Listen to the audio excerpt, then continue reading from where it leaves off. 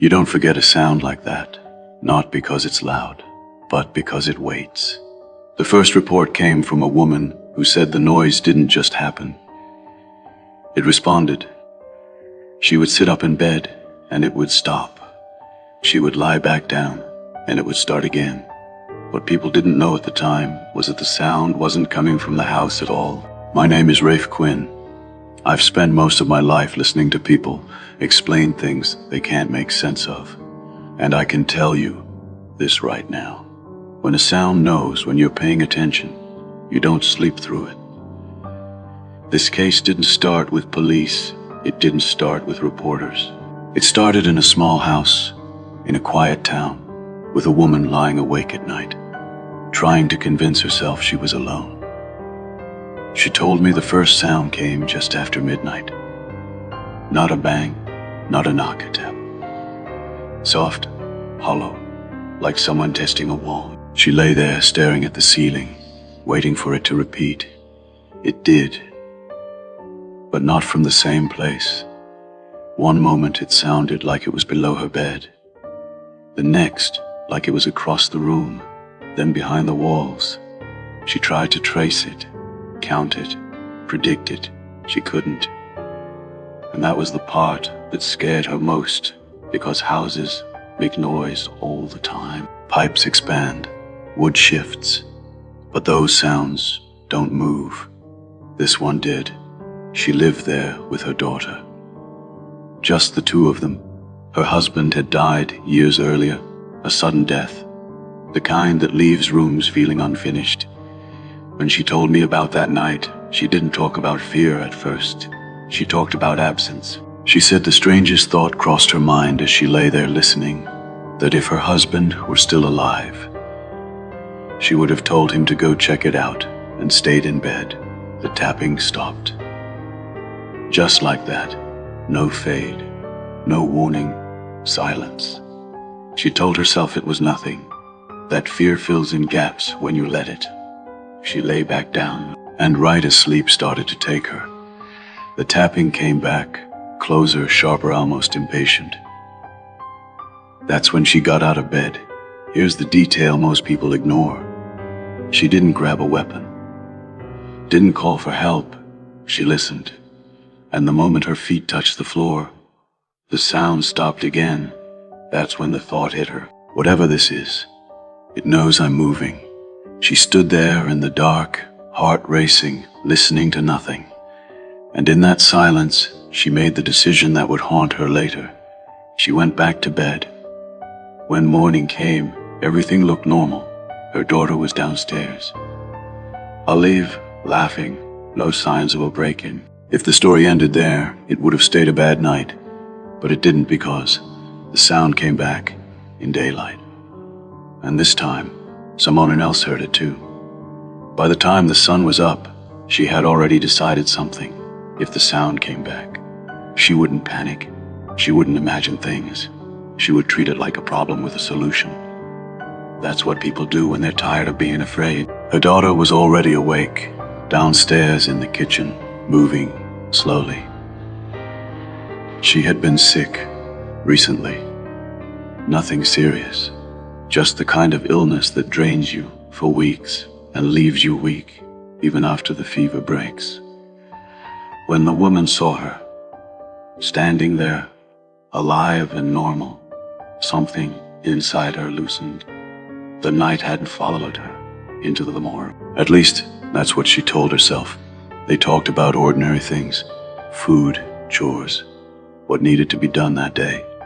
The house felt smaller in the daylight, less threatening. That's when the sound came back. Not from upstairs, not from the walls, from below. A clear, hollow tapping, rising up through the floor. The woman stopped mid-sentence. She didn't say anything. She just looked at her daughter, and her daughter looked back. They had both heard it. That moment matters, because fear shared is different than fear alone. When two people hear the same impossible thing, it stops being imagination. It becomes evidence. The daughter tilted her head, listening. "It sounds like it's coming from the cellar," she said. The woman nodded. Her stomach tightened. The sound was identical to the one from the night before. Same rhythm, samey strange inconsistency. Loud then faint, then gone, then back again. They tried to be rational. Old houses settle, animals get in, mice scratch, pipes knock. The daughter suggested it might be something like that, and the woman wanted to believe her. So she did what fear always dares you to do. She went toward it. The cellar was dark, cool, smelled like damp wood and earth. She stepped carefully, scanning corners, looking for movement. Anna thinks she didn't find it. No animals, no damage, no explanation. And then, the tapping started again, but not down there. Above her, in the kitchen, she froze, because she heard her daughter react upstairs, a sharp intake of breath, the chair scraping back, or worse, it had stayed behind. She rushed up the stairs. Her daughter was pale now, eyes wide. She swore the tapping had been right there with her, close enough to feel. The woman believed her, because she had just heard it move. At that point, logic started to collapse. If it was pipes, it wouldn't travel like that. If it was an animal, it wouldn't stop when they moved. And if it was nothing, then why were they both standing there, shaking? That's when the woman decided they needed help. Not a priest, not the police, someone who was practical, someone who knew the house. The neighbor came quickly. The man who had worked with her husband years ago, a man who had been inside mines, tunnels, dark places where sound mattered. When he stepped inside the house, he didn't say anything at first. He just listened. And then, the tapping came again. He heard it. That changed everything. He tried to explain it away. Pipes, old fittings, wood contracting. But as he checked, the sound refused to cooperate. It didn't come from where he stood. It didn't stay put. It answered movement with silence, and silence with sound. The woman watched his confidence fade, slowly, quietly, until the color drained from his face. He stopped, turned, and said something he never should have said.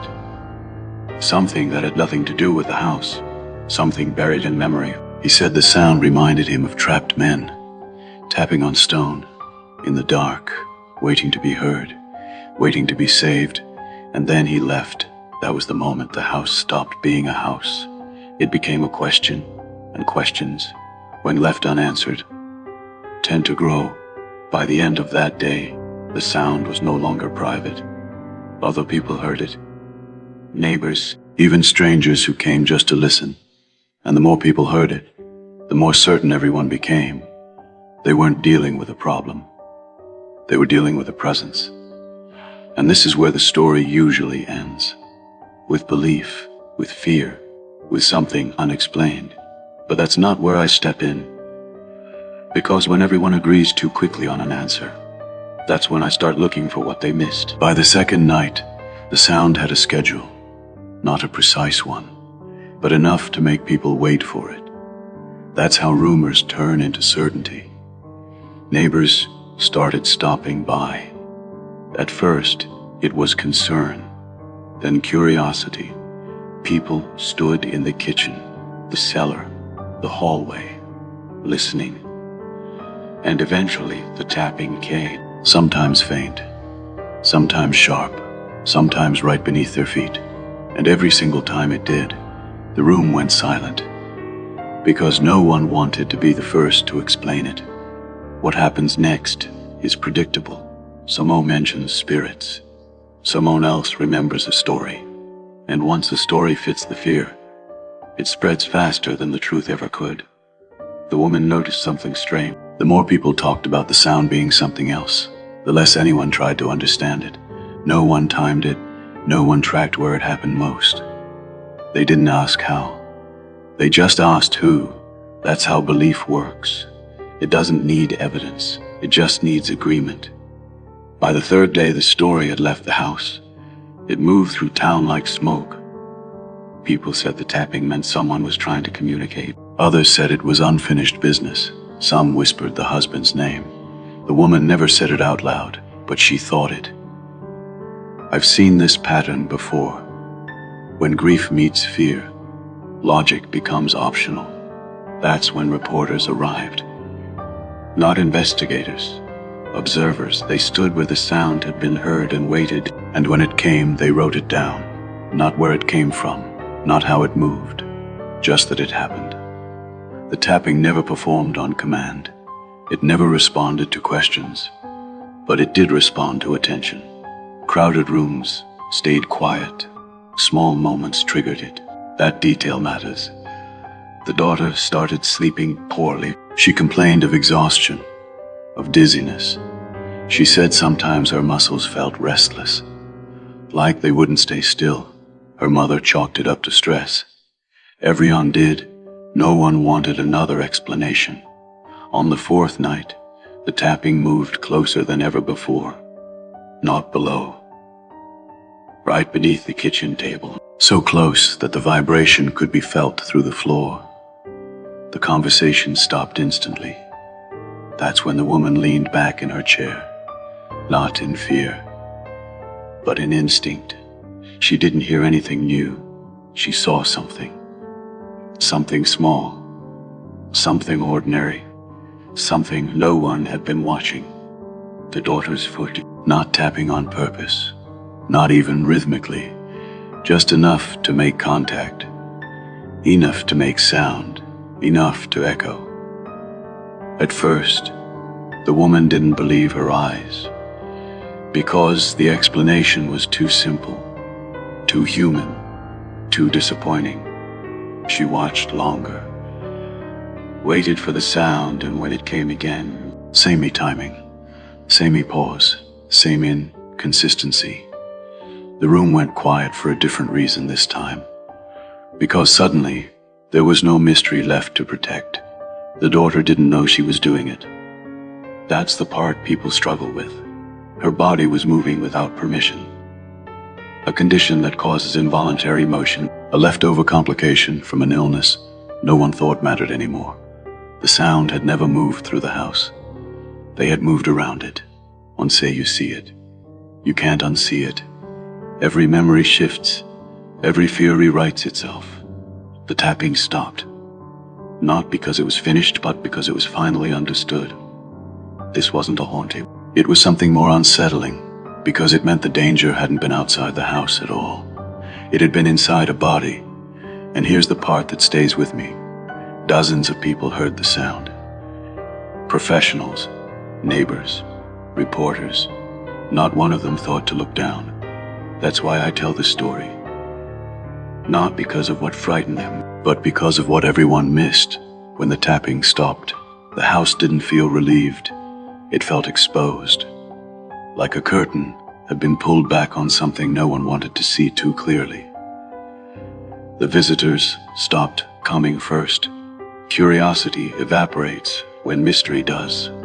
People don't like answers that implicate them, especially not answers that say, "You were standing right there, and you still missed it." The reporters moved on. There was no headline in a body doing something it couldn't control. No haunting, no message from the dead. Just a medical condition no one bothered to notice. The daughter was examined soon after. Doctors confirmed what the house had been trying to say all along. Her illness hadn't fully left her system. It had changed shape. Turned quiet, turned subtle, and it had borrowed fear to make itself heard. The mother blamed herself. That's another pattern I've seen. When the threat turns out to be human, people start counting all the moments they didn't look closely enough. All the times they chose comfort over attention. She told me she replayed that first night over and over. The moment she stood up, the moment the sound stopped, the moment she went back to bed. She wondered what would have happened if she checked on her daughter then. Nothing catastrophic, nothing dramatic, just an earlier answer. But grief doesn't care about scale. It cares about what could have been known sooner. The town slowly forgot the story, or pretended to, but the house didn't forget. Neither did the woman. Because once you've lived inside a mystery that turns out to be ordinary, ordinary stops feeling safe. Here's what stayed with me. The sound didn't follow belief. It followed movement. It followed proximity. It followed the one person no one thought to observe. When fear takes hold, people look outward, up behind walls, into shadows. They almost never look at what's closest. That's why this case matters. Not because it was strange, but because it wasn't. I've investigated places where people swore something impossible was happening, and more often than not, it wasn't the place. It was the pattern. A pattern of assumption, agreement, and ignored detail. The tapping wasn't intelligent. It wasn't intentional, but it was consistent. And consistency always points somewhere. That's the lesson this house left behind. Not every mystery wants belief. Some just want attention. I didn't come to this case because of a sound. I came because of what happened after it stopped. That's usually where the real story lives. People like to believe this was a rare situation, a strange overlap of illness and coincidence. A one-time mistake. It wasn't. I've seen this pattern in different places, different decades, different fears, but the same behavior. Something unexplained appears. People search for meaning instead of mechanism. They borrow stories instead of asking questions. And once enough people agree on an answer, that answer becomes untouchable. In this case, the explanation was comforting. A ghost. A message, something external. Something no one could have stopped. The truth was harder. The truth required people to admit they hadn't been paying attention. To the body, to the small signs, to the thing that didn't fit the story they wanted. That's why belief spread faster than understanding. Belief doesn't require responsibility. Understanding does. I asked the woman once what scared her more. The thought that her house was haunted, or the realization that dozens of people had stood in her kitchen and missed what was right in front of them. She didn't answer right away. When she did, her voice was steady. She said it was the second one, because if everyone can miss something that obvious, then what else are we missing? The daughter recovered, slowly. Her condition was treated, managed, but the damage wasn't just physical. She told me she struggled with the idea that her own body had been responsible for the fear. Not intentionally, not maliciously, but silently. That's another thing people don't talk about. When the cause is human, there's guilt, even when there shouldn't be. The house stayed quiet after that. But quiet doesn't always mean peace. Sometimes it just means no one is listening anymore. This case didn't end with an arrest, or a confession, or a warning. It ended with understanding, and understanding rarely makes headlines. But it should, because this wasn't a story about ghosts. It was a story about attention. The sound answered movement. It answered presence. It answered the one thing no one thought to observe. When fear points outward, truth is usually inward. That's the rule I've learned to trust. And that rule has followed me into other cases. Cases where people swore they were being watched. Cases where voices were heard. Cases where patterns appeared to think. Each one different, each one familiar. And every time, the answer waited in the same place. Right where no one wanted to look. The first time you hear a case like this, you dismiss it as an anomaly. Bad luck, unusual timing, a strange overlap. It's the second time that makes you uneasy. Years later, I was called into another house, different state.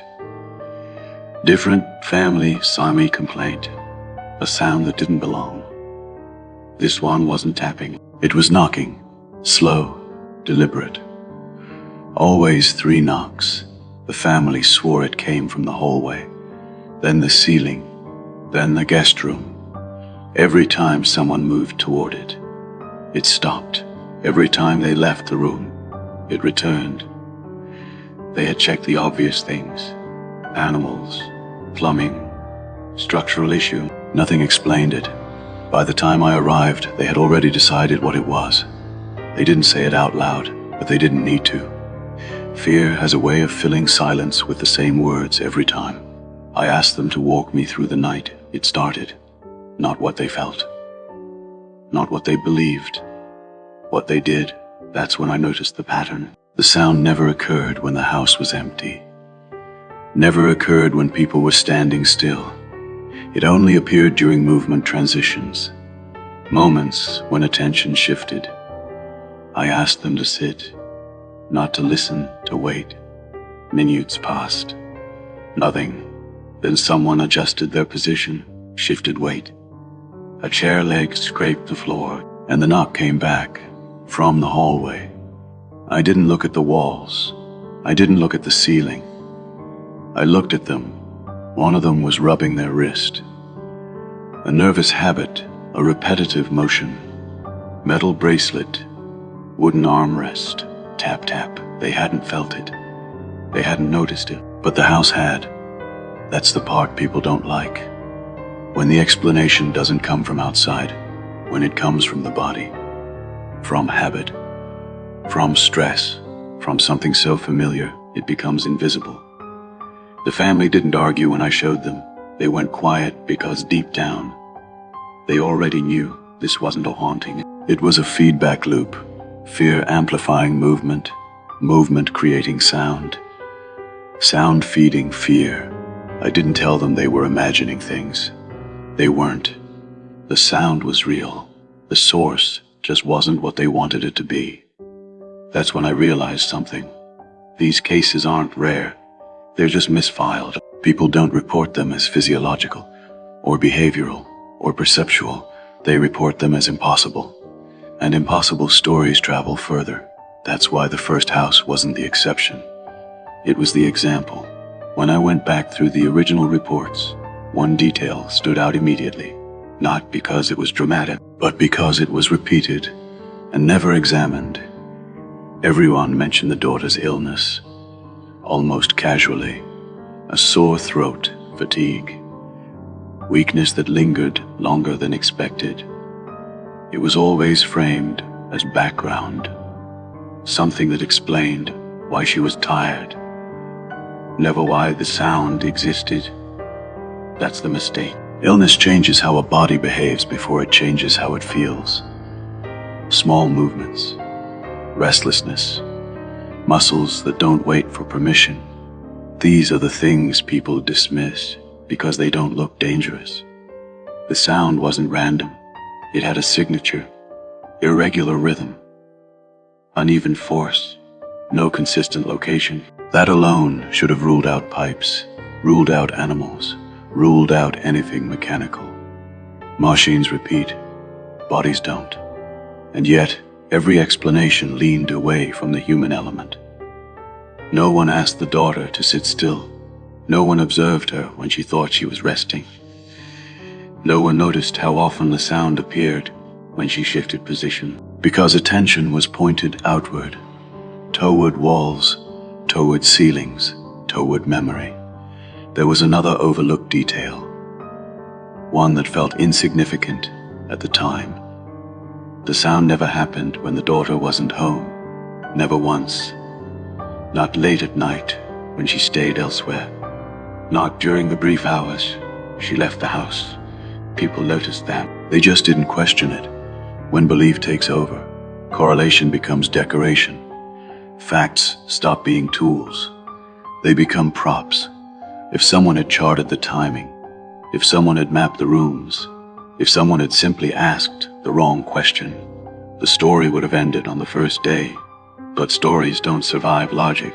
They survive silence. That's why this case lasted as long as it did. Not because it was complex, but because everyone was focused on the wrong direction.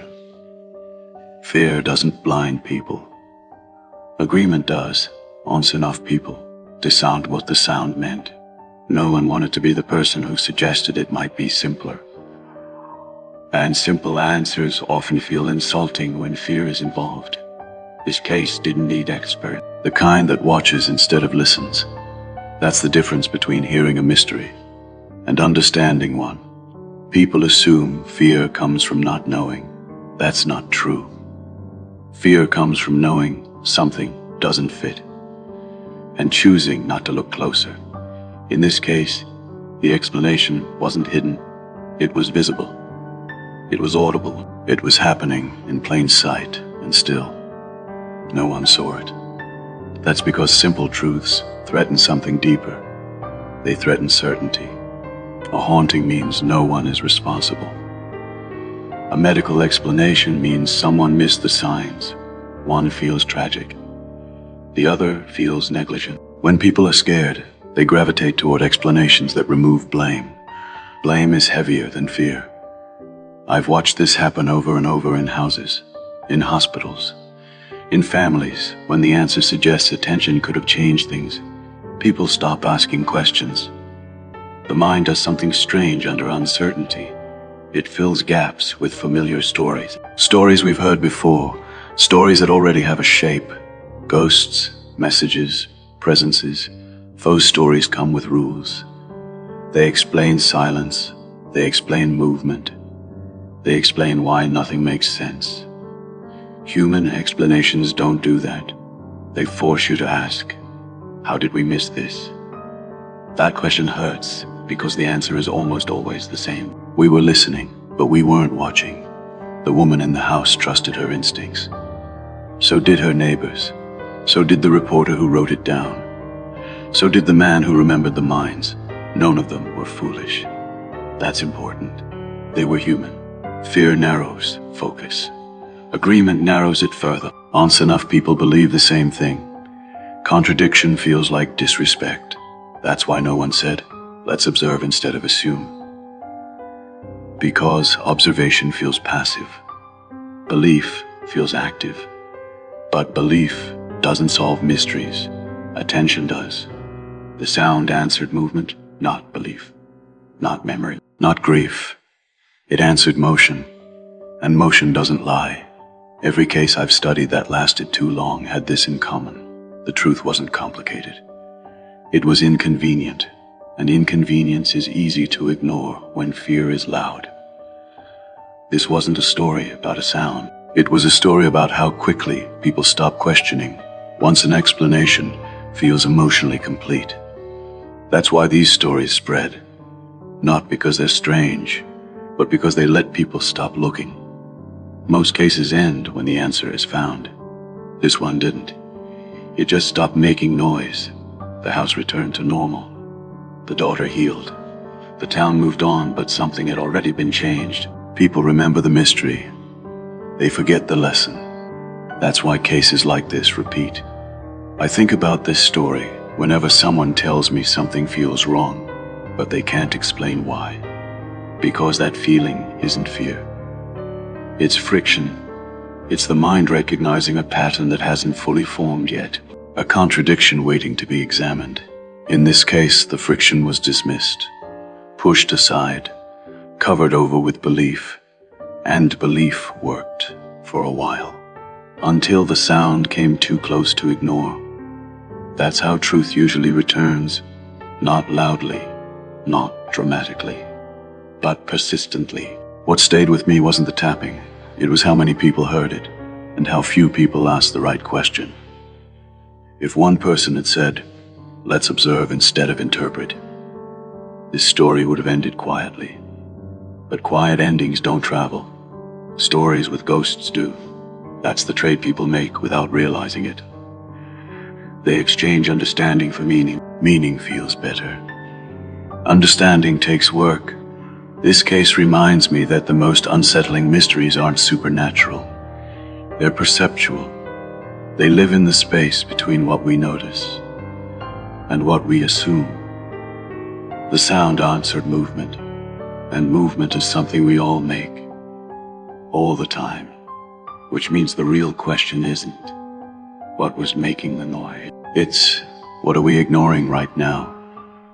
Because the explanation feels uncomfortable. There's a reason I don't rush to explain things anymore.